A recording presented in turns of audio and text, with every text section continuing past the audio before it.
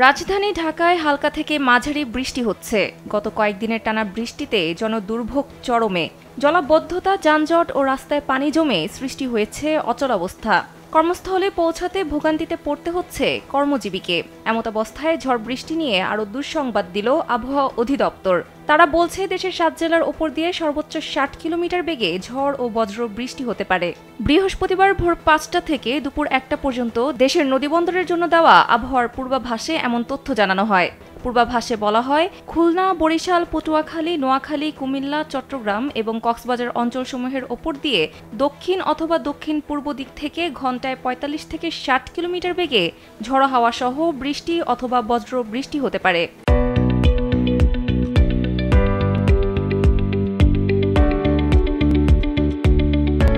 এ সময় এসব এলাকার নদীবন্দরগুলোকে 1 নম্বর সতর্ক সংকেত দেখাতে বলা হয়েছে। এদিকে সবশেষ সারা দেশের জন্য দেওয়া 120 ঘন্টার পূর্বাভাসে বলা হয়েছে, বৃহস্পতিবার রংপুর, রাজশাহী, ময়মনসিংহ, খুলনা, বরিশাল, চট্টগ্রাম ও সিলেট বিভাগের অনেক জায়গায় এবং ঢাকা বিভাগের কিছু কিছু জায়গায় অস্থায়ীভাবে দমকা হাওয়া সহ হালকা থেকে মাঝারি ধরনের বৃষ্টি অথবা বজ্র বৃষ্টি হতে পারে।